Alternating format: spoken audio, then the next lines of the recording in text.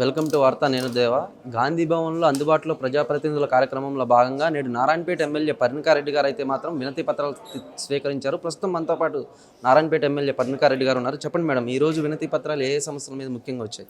ముఖ్యంగా double bedroom సమస్యలతోనే వచ్చారు చాలామంది.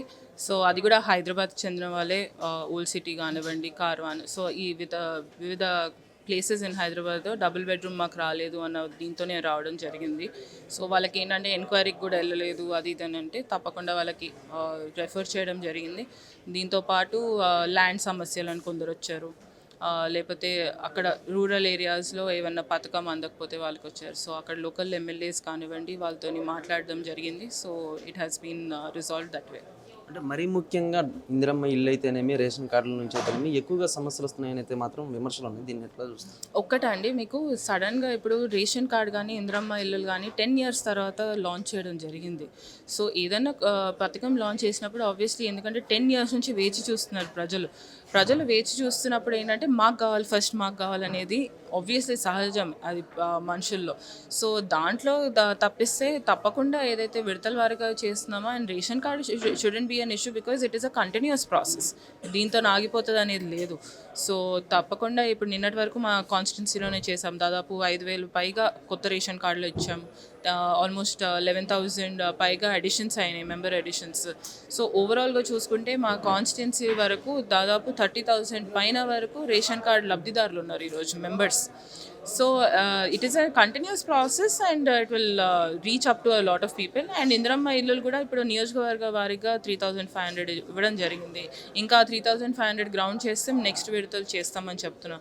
So we are encouraging people. ఇప్పుడు ఇందిరమ్మ ఇల్లులు మాకు రాలేదనే వాళ్ళకన్నా ఎవరైతే తీసుకుంటున్నారో ఇల్లులు గ్రౌండ్ చేయాలా అనే దీంట్లో చూస్తాము అన్నట్టు మాకు వచ్చేసింది కదా అనే సంతోషం. So it's a lot of confusion లోకల్గా, రూరల్గా. కాబట్టి అది కన్ఫ్యూజన్ ఉండడం సహజం. ఇట్ ఈస్ నాట్ దట్ ఇప్పుడు కన్ఫ్యూజన్ అస్సలకే లేదు, అంత బాగుందని.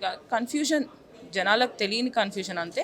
But people are very happy and they know that it is a continuous process. And రానున్న రోజుల్లో కూడా వాళ్ళందరికీ కూడా ఇల్లులు వస్తాయనే నమ్మకం వాళ్ళకైతే ఉంది. అంటే మేడం, మీరు నారాయణపేట నియోజకవర్గానికి ఎమ్మెల్యేగా ఉన్నారు కాబట్టి అభివృద్ధి ఏ విధంగా జరుగుతుంది? ఓన్లీ నారాయణపేట కాన్స్టిట్యున్సీ అభివృద్ధి అండి, నేను స్టార్టింగ్ నుంచి చెప్పుకొని వస్తే మెయిన్గా we are focused on Narayanpet Kodangal lift irrigation ఏదైతే ఆగిపోయిందో అది రావడం జరిగింది. దాదాపు 4,500 కోట్లతోని ఈరోజు శాంక్షన్ అయ్యి ఆ ప్రాజెక్ట్ పనులు స్టార్ట్ అవుతున్నాయి.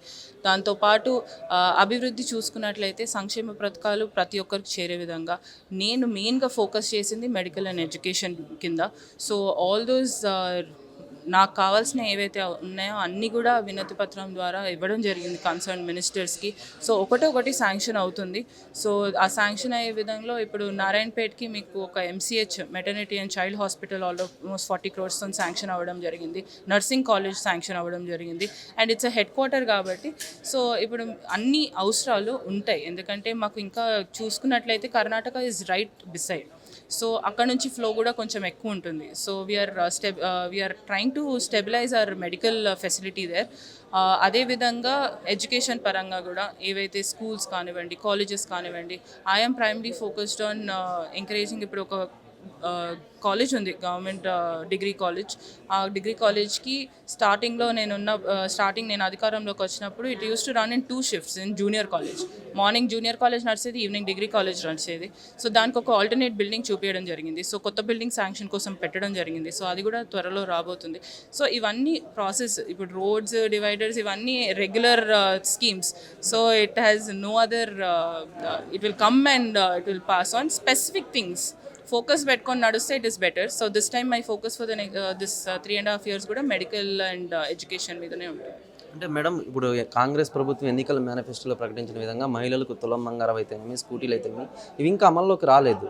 మరీ ముఖ్యంగా నారాయణపేటలో మహిళల నుంచి దీని నుంచి ఒక్కటండి, నేను మహిళలకి ప్రతిసారి వెళ్ళినప్పుడు కూడా ఇప్పుడు మహిళా ఎమ్మెల్యే ఉంటే వాళ్ళకి స్వేచ్ఛ ఎక్కువ ఉంటుంది. సో మహిళలు ఇట్లా పట్టుకొని మాట్లాడతారు, గుంజి మాట్లాడతారు, దగ్గర తీసుకొని మాట్లాడతారు, ఇవన్నీ నడుస్తుంటాయి.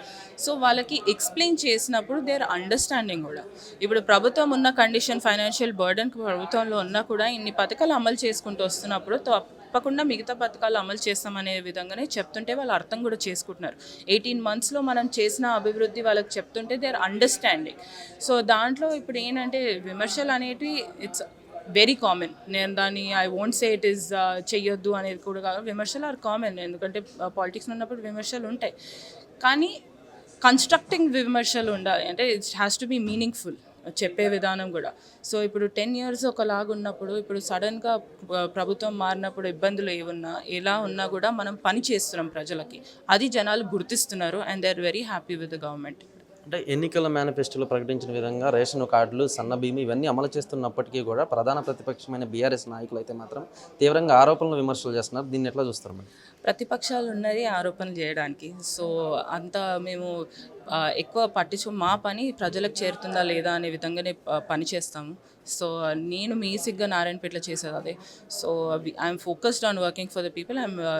జనాలు నన్ను గెలిపించారు, ఒక ఆశతో గెలిపించారు, అక్కడ ఉన్న ప్రధాన సమస్యల కోసం గెలిపించారు. అవి సాల్వ్ చేసే విధంగానే ముందుకు వెళ్తాను. ఇవన్నీ they will come with the as days pass.